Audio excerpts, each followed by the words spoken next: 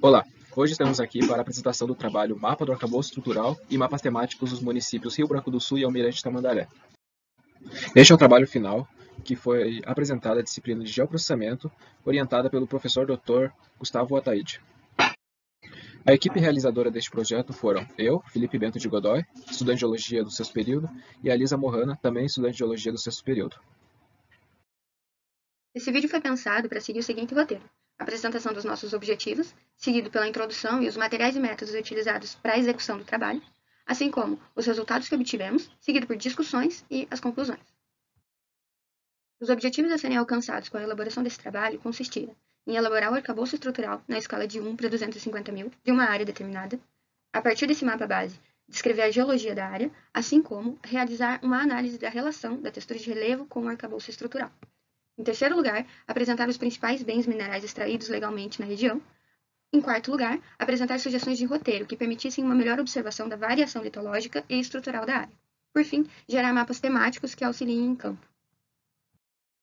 A região metropolitana de Curitiba, ou a Grande Curitiba, é o principal e mais desenvolvido centro econômico e financeiro do estado do Paraná.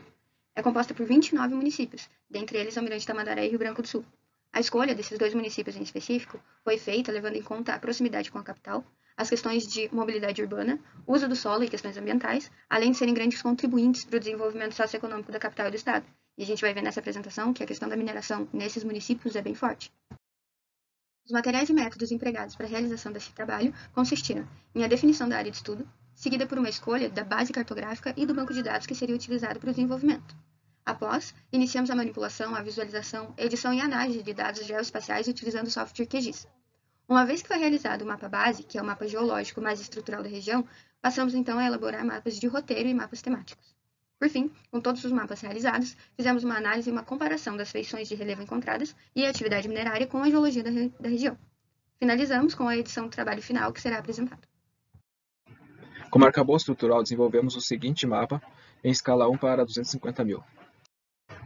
Bom, aqui então temos o nosso mapa litológico, que envolve quase toda a região metropolitana norte de Curitiba, que no caso inclui Campo Largo, Campo Magro, Almirante Tamandaré, Itaperuçu, Rio Branco do Sul, Colombo, Rio Bocaiúva do Sul, Campina Grande do Sul, Quatro Barras e Pinhais.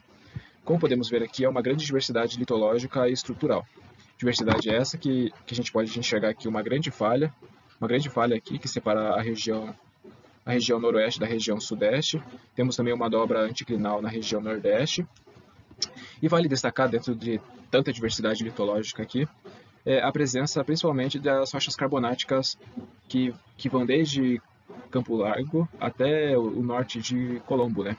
Elas possuem uma orientação SWNE e se destacam no caso aqui são os metadolomitos tipo A, metadolomito tipo B, metacalcário, calcário, enfim, todas essas rochas carbonáticas que vão ter um reflexo, vão ter uma influência na atividade mineradora da região.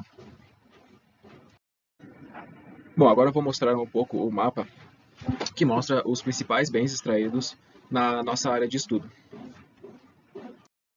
Falando um pouco então sobre o mapa de concessões e requerimentos de lavra, as informações do mapa foram obtidas no banco de dados SIGMAINS, da Agência Nacional de Mineração, e em lilás nós temos as zonas de requerimento de lavra, enquanto que nas zonas em azul nós temos a concessão de lavra. Vale notar então que temos aqui uma intensa atividade minerária na região metropolitana norte de Curitiba, e fica mais interessante ainda a gente notar essa intensa atividade quando a gente pensa que estamos falando somente do estágio de requerimento de lavra e concessão, sem considerar os estágios de licenciamento ou requerimento de pesquisa. A produção mineral comercializada no estado do Paraná aumentou 10% de 2019 para 2020. Esse foi um informe da Divisão de Geologia do Instituto Água e Terra. Ainda segundo esse informe, os produtos em destaque foram as rochas britadas e cascalho, as rochas carbonáticas, dolomito, areia, saibro e as argilas, que correspondem a cerca de 98% da quantidade total que foi comercializada. Essas rochas britadas e as areias, elas são usadas diretamente na construção civil e para a produção de argamassa, de concreto, artefatos de concreto no geral, cimento e outras. O saibro, por exemplo, é utilizado diretamente na construção civil, em especial para revestimento de estrada. As rochas carbonáticas, elas normalmente são empregadas principalmente para a produção de cimento e também como cal ou corretivo agrícola. Nesse mapa dos principais bens lavrados, ele corrobora essas informações que a gente tem desse informe da divisão de geologia, porque nele a gente consegue ver que esses são todos os polígonos, né, baixados da ANM, onde pela legenda consegue ver que a prioridade os principais bens minerais lavrados estão relacionados com a construção civil e para uso de fertilizante também. A seguir, a apresentação da sugestão de roteiro. Eles foram realizados levando em conta locais com atrativo turístico, pedreiras ativas e também os geossítios que foram catalogados no primeiro inventário do Patrimônio Geológico do Estado do Paraná, realizado pela Universidade Federal do Paraná. O primeiro mapa de locais com atrativo turístico em Rio Branco do Sul apresenta o Bosque Municipal de Rio Branco do Sul, aqui representado pela bolinha verde do mapa, seguido pela Gruta da Lancinha, a Gruta do Bacaetava, que fica no Parque Nacional do Bacaetava, e as opções de atividade no Rio Ribeira e no Rio Piedade. Ambos você pode fazer boia cross e rafting. E em todo esse circuito, o patrimônio geológico e as feições geológicas, elas são aproveitadas para o turismo e para o lazer. Nesse segundo mapa de sugestão de visita, ele considera o Paraná todo. Ele foi feito tendo como base os principais geossítios catalogados no primeiro inventário do Patrimônio Geológico do Estado do Paraná.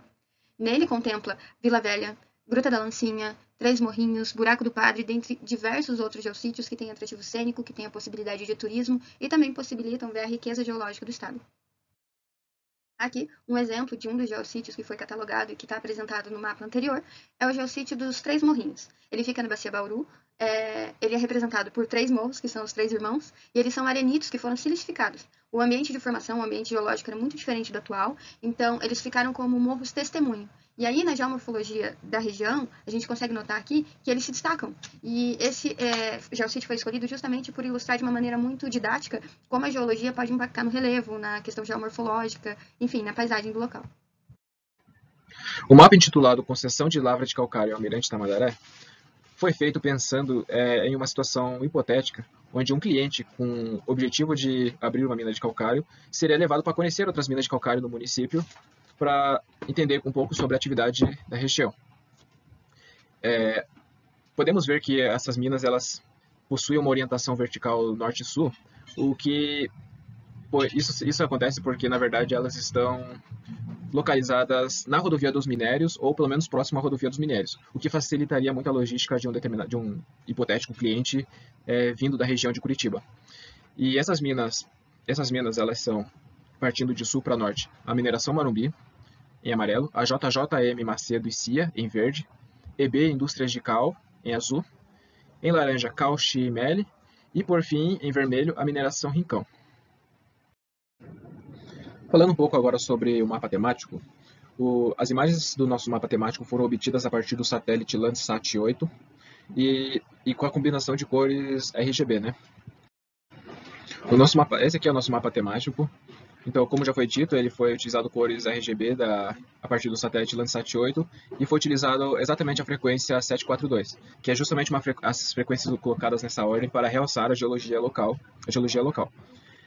Bom, no mapa eu também aumentei a escala dele para 1 para 125 mil e, na verdade, essa escala serviu para aumentar o contraste até das zonas urbanizadas das zonas florestadas. E outra coisa que vale ressaltar nesse mapa é a presença desses pontos mais brancos distribuídos no mapa, que coincidentemente acabou sendo realçados, né? Que são, na verdade, as minas da região. Chegamos ao fim dessa apresentação com as seguintes conclusões. A primeira e principal, de que o uso do software QGIS para gerar mapas é uma ferramenta indispensável atualmente, principalmente na geologia.